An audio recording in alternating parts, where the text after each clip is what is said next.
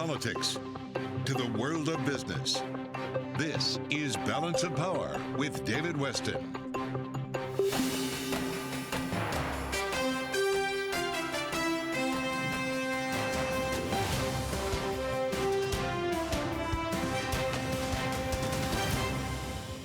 From Bloomberg World Headquarters in New York to our television and radio audiences worldwide, welcome to Balance of Power. Well, today we went from the Northern Ireland Protocol to the Windsor Framework as the UK seeks to resolve its long-festering dispute with the EU over Northern Ireland. To put this all in a broader perspective, we're going to go right to the top. He's John Micklethwait.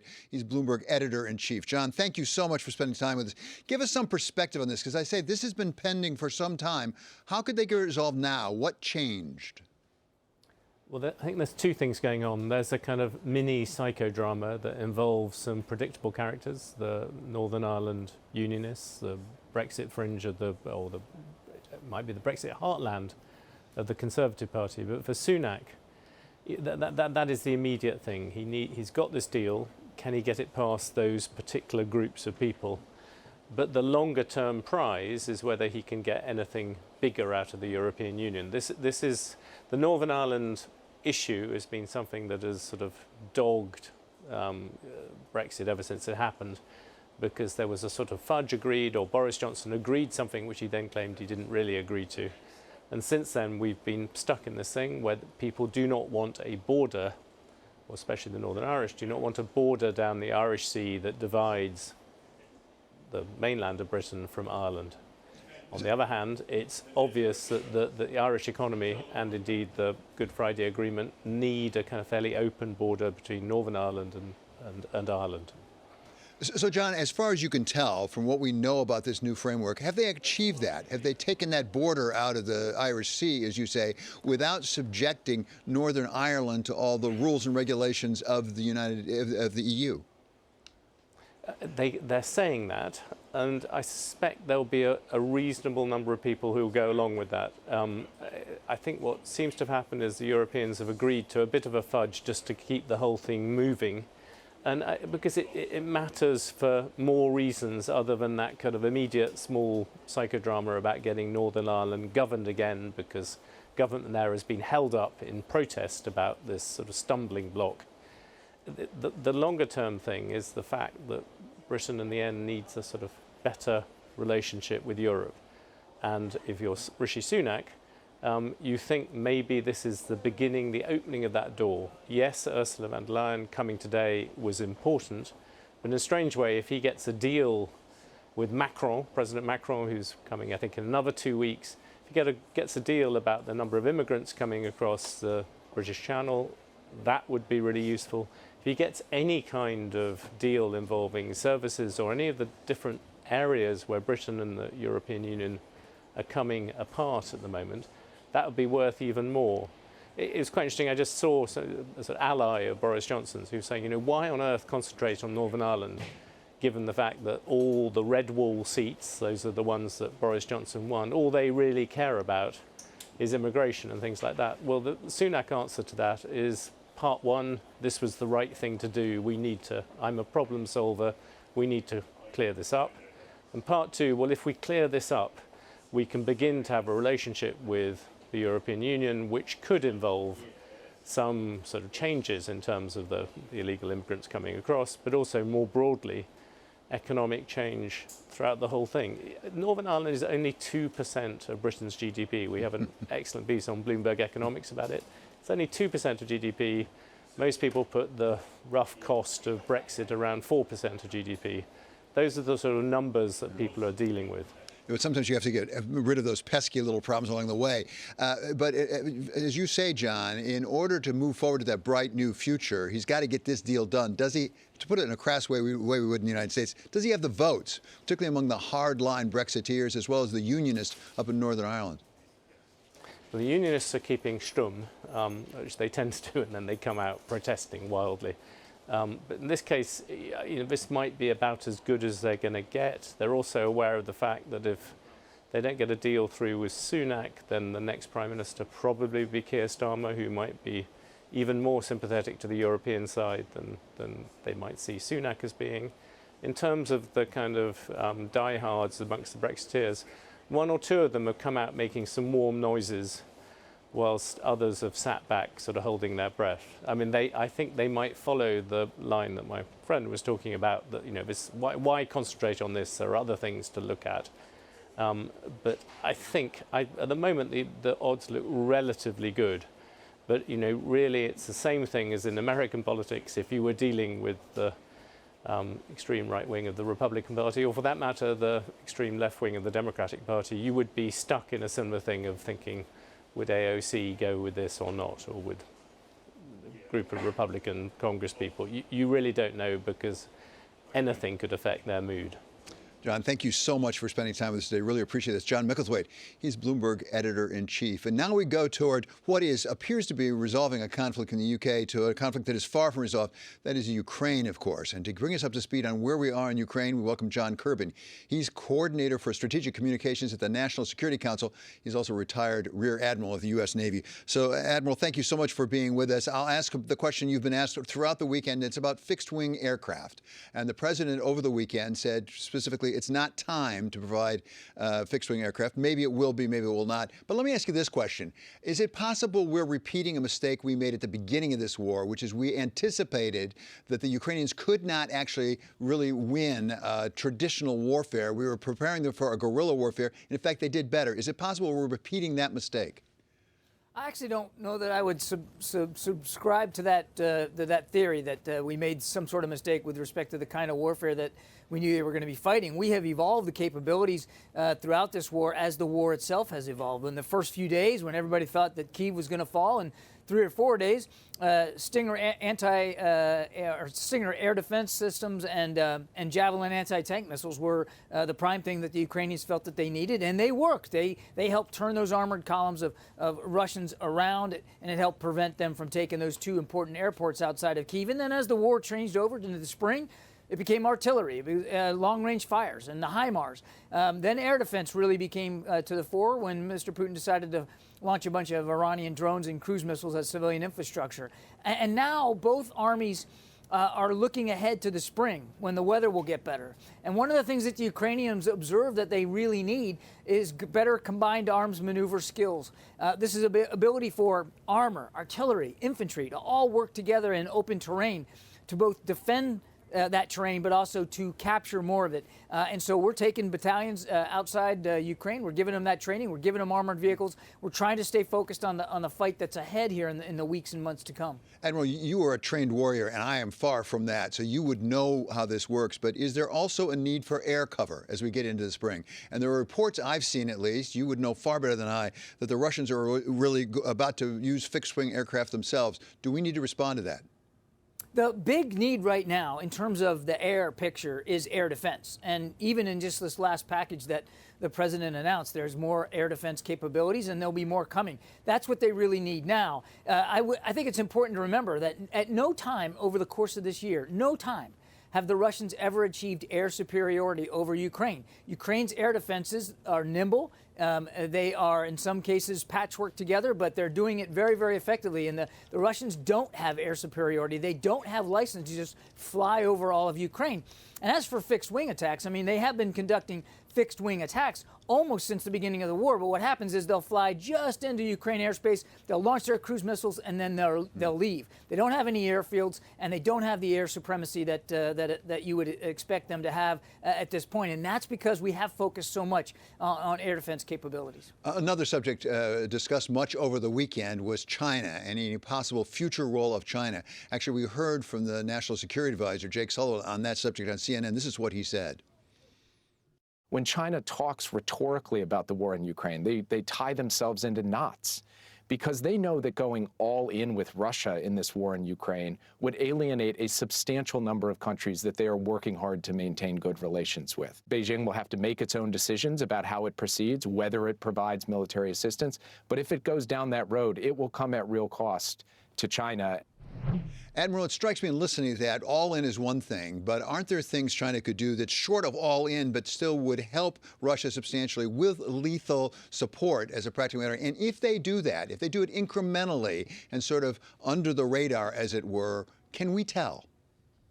I think, look, we obviously would monitor it as best we can. We did talk about the fact that we picked up indications that they were considering this move to lethal assistance, but I would tell you that they haven't made a decision to do that. They haven't moved in that direction. And as Mr. Sullivan said, I mean, they haven't really gone all in with Russia yet. And we think it's because, as Mr. Sullivan said, they know it's not in their interest to do so. Not only because of their relationships around the world with so many other countries, but because they don't necessarily, it wouldn't be in their interest necessarily to be seen helping the Russians kill innocent Ukrainians. And look, they do have a choice to make, and we want them to make the right choice. We'd like to see them join the rest of the international community in condemning this invasion, in enforcing sanctions, and doing nothing to make it easier for Mr. Putin to continue to conduct this war. And we just saw an attempt to try to get them to join us, basically, in condemning Russia over in the G20 meetings of the finance ministers and the central bankers. They declined to go along. By the way, they weren't alone. They also had India on their side, quite a few of the other significant other nations. Is India's position really sort of giving some support to China, not condemning Russia? I think I'd let Indian politicians speak for their decision making here. I mean, every nation has to decide for itself, and we understand that.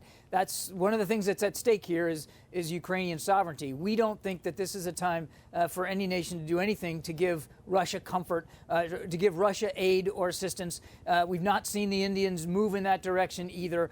We think that this is a time for everybody to stand together for the idea of sovereignty and independence, Ukrainians' sovereignty and independence, and not do anything, again, to make it easier for Mr. Putin to kill Ukrainians. And finally, Admiral, I actually got a question from a viewer as we've been talking. I think it really bears asking, and that is, are we seeing a transition, or will we see a transition from Ukraine being in the defensive to really going the offense? What's the ultimate goal? Is the goal to win the war? And by that, I guess I mean including taking back Crimea.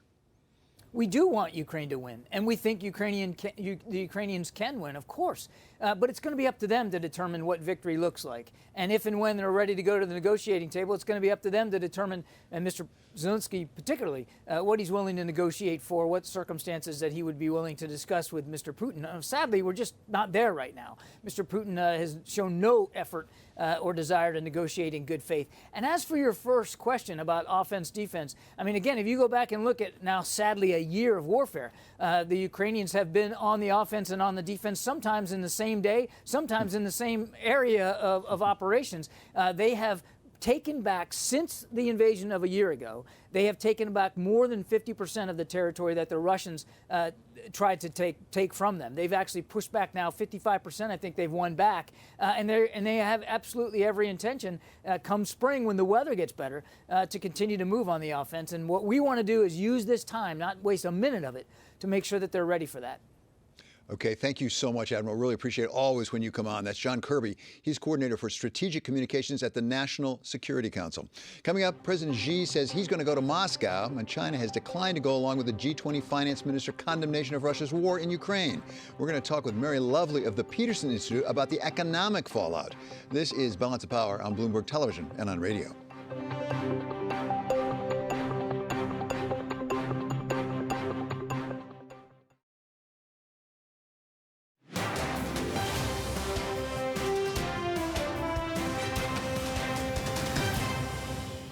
This is Balance of Power on Bloomberg Television and Radio. I'm David Weston. Well, we had the G20 finance ministers and central bankers meet over in India, and over the weekend they could not come up with a joint communique, which is departure from what they've done in the past, really over the question of Ukraine and getting certain countries, such as China as well as India, to go along with the condemnation of Russia. To take us through maybe some of the economic effects of this, we welcome now Mary Lovely. She is Senior Fellow at the Peterson Institute for International Economics. Mary, always wonderful to have you with us.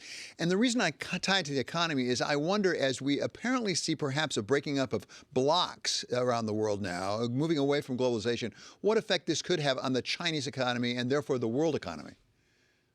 Well, we're seeing the beginning of it already. We're seeing the U.S. making very important moves diplomatically, particularly in the Indo-Pacific, to create blocks or networks that will implicitly exclude China. China itself has already been for quite some time trying to build its own network outside of the West, particularly the EU and the US, to reduce its reliance on these two regions for as its export markets. So this process has already begun. What's really complicating it right now, however, is the war in Ukraine. So give us a sense of the new Chinese numbers, because it looks right now like they're going to be growing at a pretty brisk pace again, something like 5.2%, coming back up from where they were. Can they do that even if there are some of the frictions, for example, from Ukraine? They can, as long as things sort of stay where they are now. It depends on a lot. For example, we can't have a very robust second wave of COVID. That's not built into these. So there is still a lot of potential ways that this 5.2 forecast could be knocked off of its pedestal here. If we keep with a healthy China, and we keep the status quo in terms of the geopolitics, I think the green lights are a go for the 5.2%. What could happen, of course, is that the U.S. could see the need to levy sanctions, new sanctions on China. And there have been rumblings about this with Secretary of State Anthony Blinken last week, urging or basically warning the Chinese not to send lethal material to Russia. That was repeated by other administration officials over the weekend and today. So this is a very serious issue for the United States and for Europe, and sanctions on China would require them, I believe, to retaliate, and we would see a decrease in their growth rate as well as our own, most likely. So, Mary, you just beautifully connected the geopolitics with the economics there, and maybe explained a little bit of what we're hearing out of the U.S. administration right now, and the warning about possible lethal aid, saying if you do that, that will be a step too far. And is President Xi likely to be taking that into account and saying, boy, I better be careful here about increasing support for Russia right now because it could hurt my economy? Well, of course, the Chinese don't want to take any orders from Washington. So that, I would say, is probably not why they're going to do it. But any rational analyst who looks at this has to say that on the economic front, there is nothing for China to gain by providing lethal assistance to Russia. We have to remember that Chinese exports to Russia are mostly not in violation of sanctions. They can trade everyday goods with Russia without running afoul of the United States. So they have a pretty long leash here.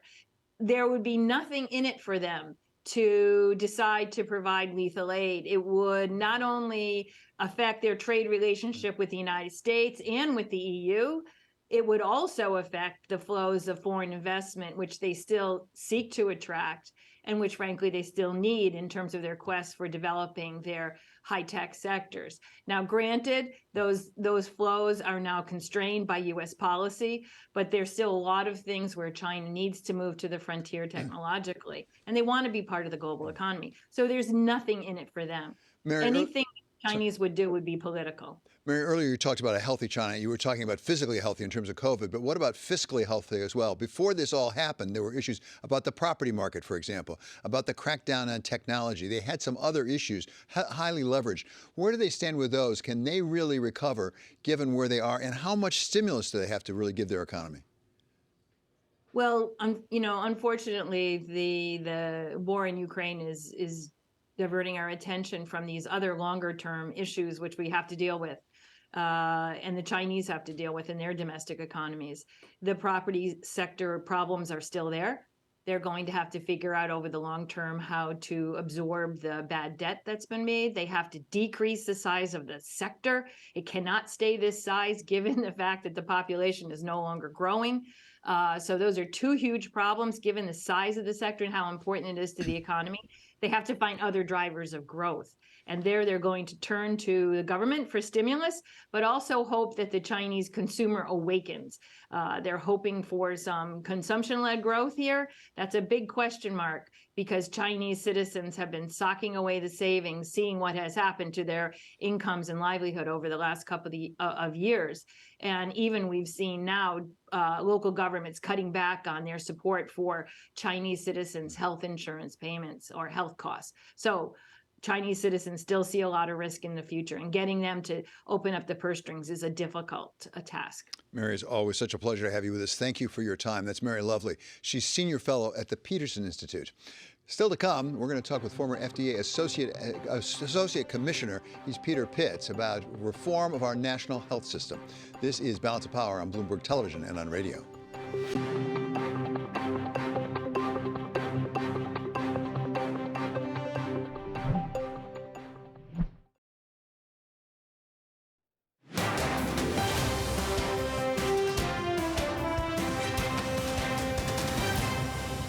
This is Balance of Power on Bloomberg Television and Radio. I'm David Weston. It's fair to say the equity markets had a pretty tough week last week. The question is, how are they doing this first day of the new week? And for that, we turn to Abigail Doolittle. So how are we doing? A respite? A little bit of a respite from the selling, at least, but it's not as powerful as it had been earlier. Earlier, we had the S&P 500 and some of these other indexes up more than 1%. Now the S&P 500 up just about 0.3%. Where we are seeing continued strong gains, that New York FANG index, those mega cap tech indexes, really being helped out by some of the China tech. And the reason that we have that bounce is because China tech, despite the fact that it's up huge from its October low, over the last couple of weeks, it's been down. And that, of course, has everything to do with the repricing of risk that we've been talking about day after day, yields going higher. Today, yields are a little bit lower. We have a little bit of a moderation there, but that continues to be the big story. The Fed. The 10-year seems to be flirting with 4. Haven't quite got there, but they seem to want to get there. But the question is, have we repriced all the risk we've seen so far? Is it baked in now? It's hard to know. The way that stocks are acting today suggests that, yes, maybe investors are comfortable with the idea that the Fed is going to be raising 3 times over the next 3 meetings. If it comes to the forefront that maybe it's going to be more than a 25 basis point hike at each of the next 3 meetings, then we could see some more rockiness. Technically, I would say that we have a very strong stick for the 200-day moving average. The S&P 500 tested that important support along with a lot of other levels last week. The bounce off of that suggests that investors for the next, let's call it month to 2 months, feel pretty good. In terms of what's coming up, we, of course, have inflation data for March. Then we have the FOMC. And then if you can believe it, David, it's just amazing how fast time flies. Earnings in April. Speaking of Mike Wilson over at Morgan Stanley, he's still bearish, saying that earnings that they're going to flatten out, and that's really not going to support stocks going higher. And that's speak of jobs numbers coming up as well. We're going to get March 10th, a little bit of a later print, but yes. In the meantime, we have some deal news out here. Pfizer may be talking with. It's very hesitant here as to whether or not these early talks are happening between Pfizer and Seagen. That's an oncology firm, and the reason that Pfizer wants to broaden out possibly a $40 billion deal, it has everything to do with the fact that in the fourth quarter, more than 50% of their revenue came from COVID. So as COVID, thankfully, comes in a little bit, those numbers, they really have to diversify. Analysts pretty positive on it, saying that they need to do something big. The one caveat, though, supposedly there were talks between Seagen and Merck. Didn't happen. Yeah, exactly. Thank you so much to Abigail Doolittle. Coming up, we're going to talk to Peter Pitts about his former agency, the FDA, and what it can do to improve health care in the country. This is Balance of Power on Bloomberg Television and on radio.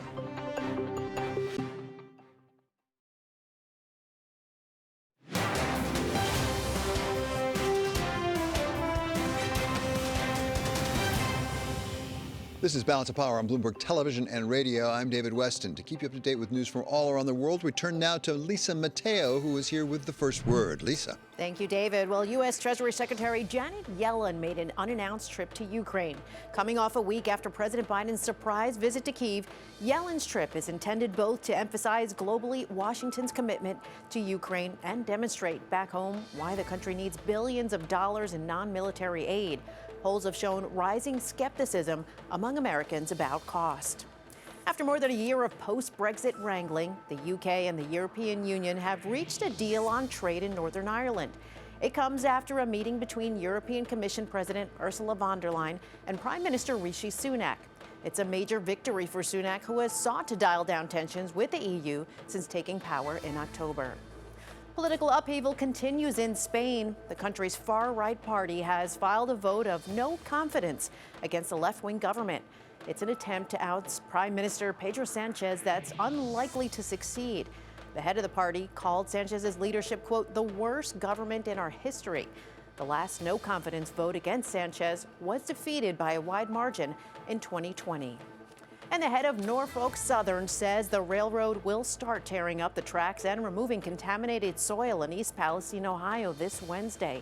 That follows derailment and toxic chemical spill that's put growing pressure on the railroad and the Biden administration. CEO Alan Shaw tells Bloomberg there are 2 sets of tracks running through the area, and they'll work on one at a time while keeping trains running at reduced speed. Global news powered by more than 2,700 journalists and analysts in over 120 countries. I'm Lisa Mateo. This is Bloomberg. David. Thank you so much, Lisa. Well, we are not fully over COVID-19. Perhaps we never will be in this country. At the same time, it's certainly much less of a crisis than it was 2 years ago, 3 years ago. And so it may be the right time to take a look at this crisis, what we learned from it, what we could do to make sure we can deal with the next one better, because there almost always will be a next one. To give us his views on this subject, we welcome now Peter Pitts. He's president of the Center for Medicine in the Public Interest. Mr. Pitts earlier served as the Associate Commissioner of the FDA. So, Peter, thank you so much for being with us. Help us here, from what you understand, what your perspective is, what should we be looking at in terms of our healthcare system? What improvements could we make to be ready for the next one? Well, we have to start thinking right now about all the things we did right and all the things we did wrong relative to COVID-19. And clearly, at the top of what we did wrong list was we were not prepared for a pandemic, not in any way. We didn't recognize the need for supply chain upgrades. We didn't recognize the need for international cooperation. We learned on the fly, and we were lucky. We got a number of vaccines right the first time around, and that saved our bacon in many respects. So I think we've got to learn to be prepared, and that's not just the FDA or the CDC or the military, that the whole U.S. government and the private sector as well needs to work together very closely and continuously to be prepared for the next pandemic, which will happen eventually. Could we pre-position supplies, for example, and capacity for that matter, for ICU units? I think that's part of it. Clearly, we learned about ventilators, relative to shortages and other hospital supplies. But I guess the key is also who's sitting, at the table and who's at the head of the table. The Trump administration opted for the states to take the lead. So we had 50 plus plans on how to deal with COVID vaccinations. I think what we really need is to federalize that proposition. So even though everybody's at the table early and regularly, the feds call the shots so that we have one message going out to the U.S. population. That was lacking. We've just had a report actually out that, in fact, the Department of Energy has done a study that has come up with a conclusion, not with a high degree of confidence in the conclusion, that, in fact, perhaps COVID-19 originated at a lab in Wuhan rather than in an animal. There are other parts of the U.S. government, I understand, who disagree. What should we make of this? And by the way, why is it important to know? Well, first of all, it's not just the Energy Department, it's also the FBI who believe it started out in a lab in Wuhan. People are entitled to their opinions. Science is not a black and white proposition that we'll never know, I suspect, because the Chinese are not going to help us figure it out. But it's important to know, because if you don't know how a pandemic starts, you can't make sure that doesn't happen twice.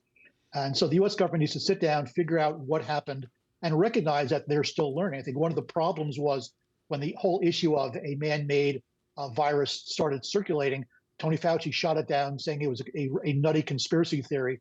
And it clearly was not. We have to recognize that the more we learn, the more likely it is that our ideas are going to shift. Science changes. Reality depends on the amount of information that you have. And I think part of the problem with the U.S. government, whether it was the FDA or the CDC or other departments, was we allowed politics and partisanship to get in front of the science. And that's also true for the Biden administration. You simply can't speak for scientists. You have to let them speak for themselves. And yes, sometimes it's clumsy and sometimes it's complicated. And I recognize that politicians like simple answers to complex questions, but that's rarely true and it's rarely helpful. Peter, a range of U.S. health institutions have announced that they're going to be reorganizing or overhauling their operations in the wake of the pandemic. And I guess my question is two-part. Number one, what overhauls would make them more effective? But the other, a viewer just wrote in a really relevant question as well. Is there something they can do in the process that will make them more politically credible next time? Because we ended up with a number of political footballs last time. You bet. Well, let's take the Department of Health and Human Services. So under that umbrella, you have the FDA, the CDC, and the NIH.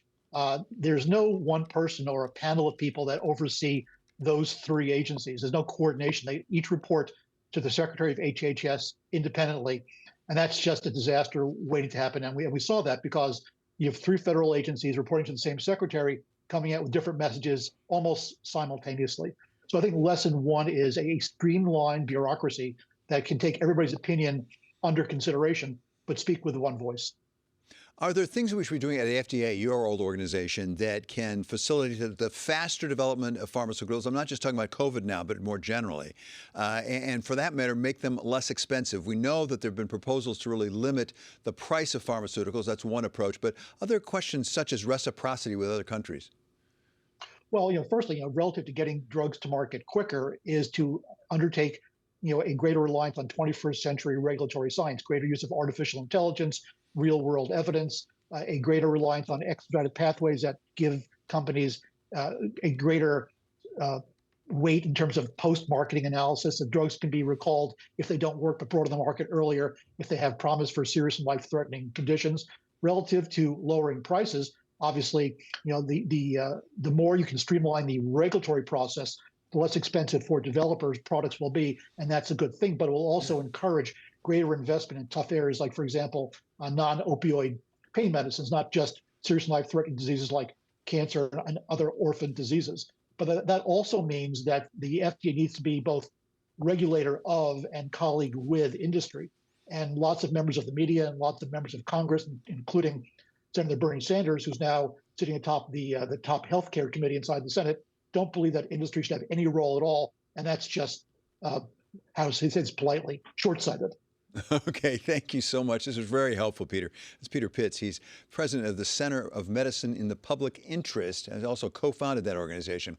Coming up, it's a busy week for the growing list of a Republican field of 2024 presidential candidates.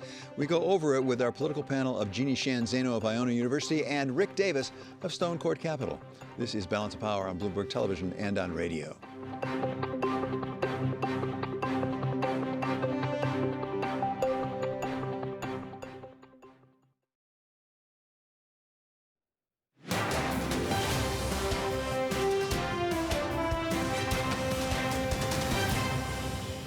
This is Balance of Power on Bloomberg Television and Radio. I'm David Weston. Well, a lot of politics going on as a number of people seem to be thinking about running for the Republican nomination for president, including Rick DeSantis, over this last weekend and into this week. To take us through the politics of it all, we welcome now Bloomberg political contributors Rick Davis of Stone Court Capital and Jeannie Sheehan Zaino of Iona University. So, Rick, I'll start with you. Ron DeSantis, the governor of Florida, had an event down in Florida not far from Mar-a-Lago, and he's got a book coming out this week. How's he doing?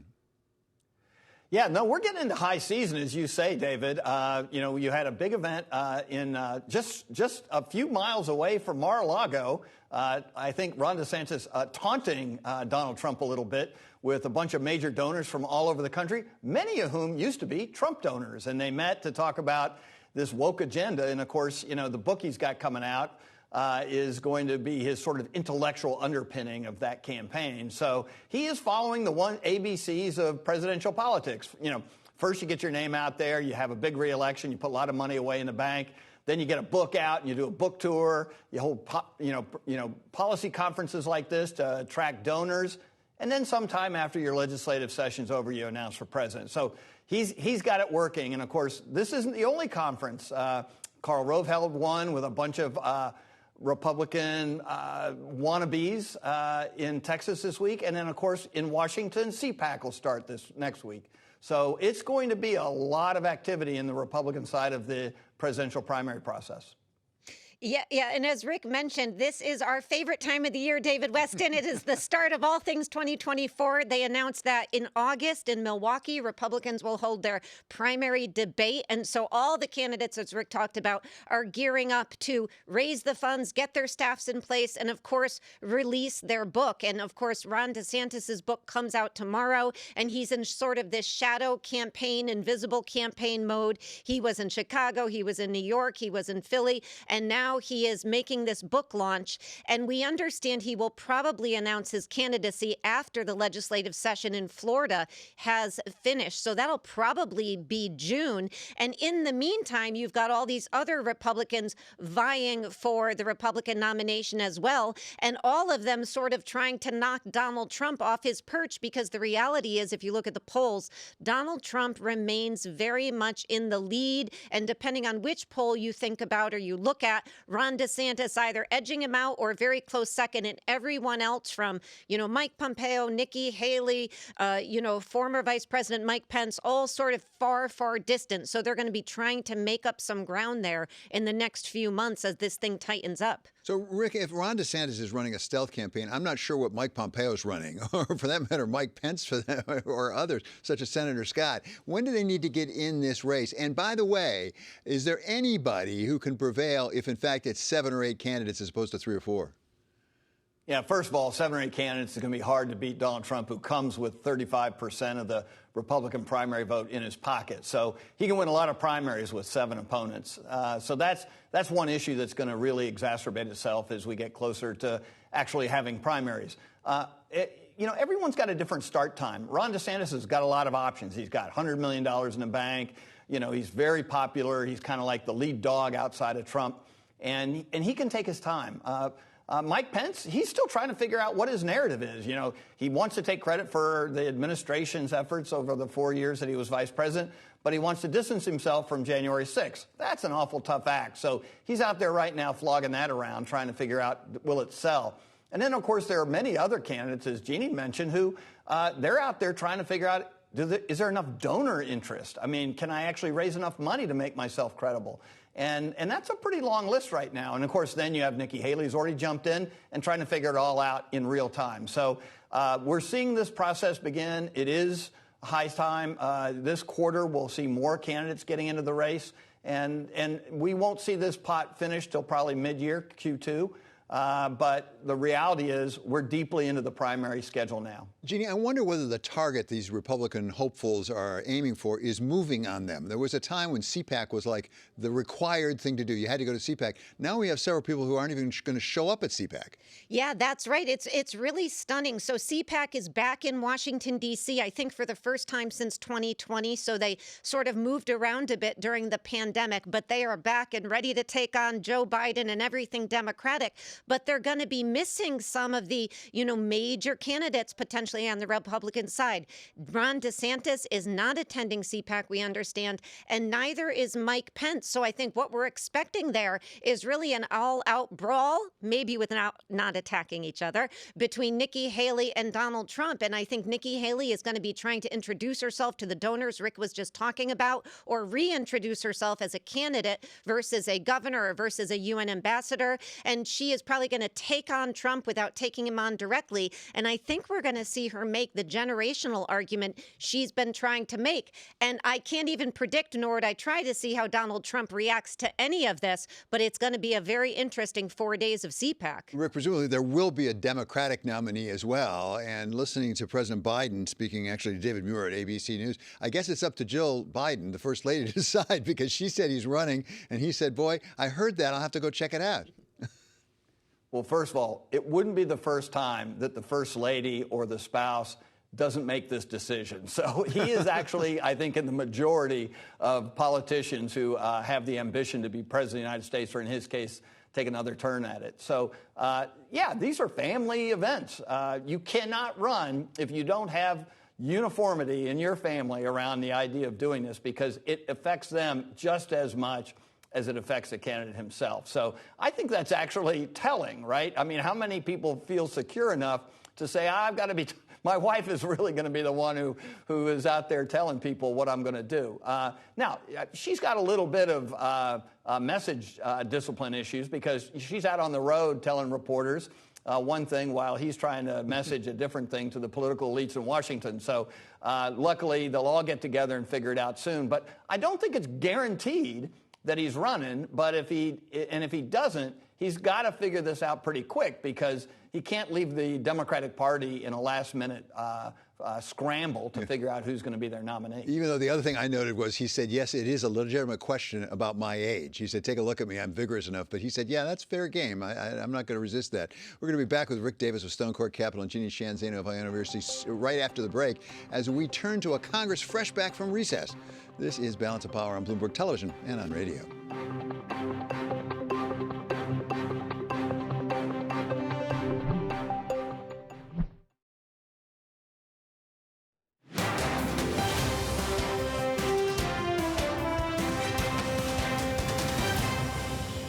This is Balance of Power on Bloomberg Television and Radio. I'm David Westman. We've been talking about 2024 and the presidential race, but right now in 2023, we got the Congress back in session. The question is, what are they up to on Capitol Hill? For that, we turn to Jeannie Shan Zaino of Iona University and Rick Davis of Stone Court Capital still with us. So, Jeannie, what do you expect out of this Congress as they get back together?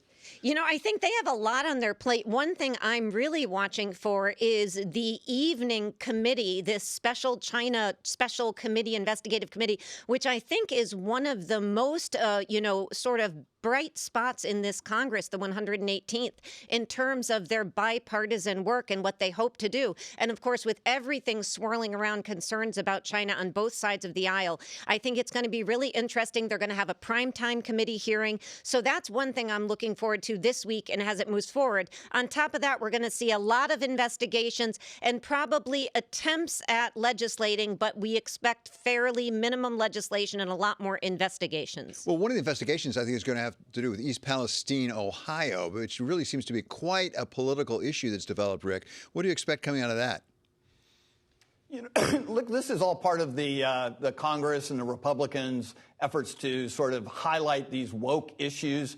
They're going to make a point that maybe East Palestine didn't get a fair shake out of this Biden administration because they were mostly white community, that they were mostly a Republican community, mostly rural community, and they'll try to side with the residents of East Palestine. But the reality is, I would think they'd be caring more about whether or not the necessary rules are in place to ensure that this doesn't happen again within the rail industry, and what are we doing to really try and make sure that the cleanup occurs.